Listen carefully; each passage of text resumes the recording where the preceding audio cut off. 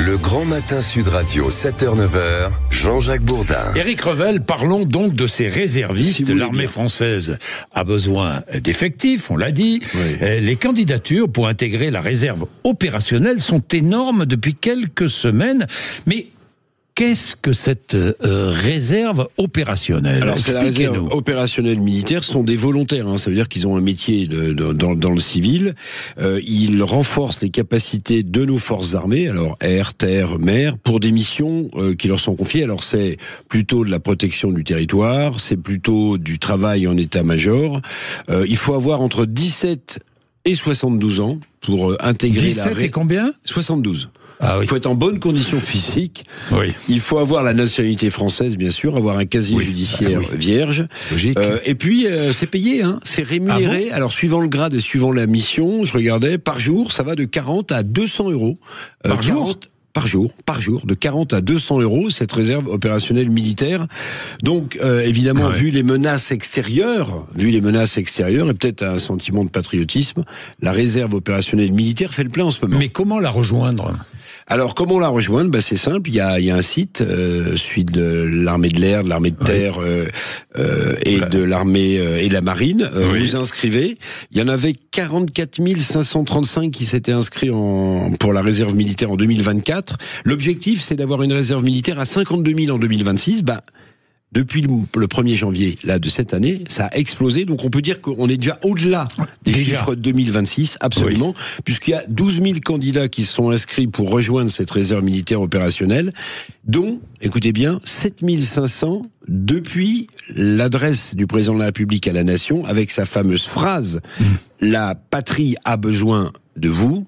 Eh bien, 7500 personnes, depuis cette annonce, se sont inscrites pour candidater. Mais attention, ils sont pas tous retenus, il y a un filtre, c'est pas si simple que ça. Comment ça se passe ? On passe un examen, un entretien? On a des entretiens en fonction de vos diplômes, de ce que vous voulez faire, des besoins opérationnels immédiats. Et j'ai l'impression qu'il y a un peu d'embouteillage, c'est-à-dire que si j'en crois, si je lis les déclarations du ministre de la Défense, Le Cornu, il y a ceux qui s'inscrivent, puis pour pas décevoir tout le monde, il y a ceux qui seront retenus, mais il y en a d'autres aussi qui ne seront pas retenus. Des hommes, des femmes, bien sûr. Des hommes, des femmes, des jeunes, des plus anciens, puisqu'on peut aller jusqu'à 72 ans. Oui, c'est un regain du patriotisme français. Alors, c'est une bonne question. Oui, c'est une bonne question. Est-ce qu'on assiste à un retour du patriotisme ?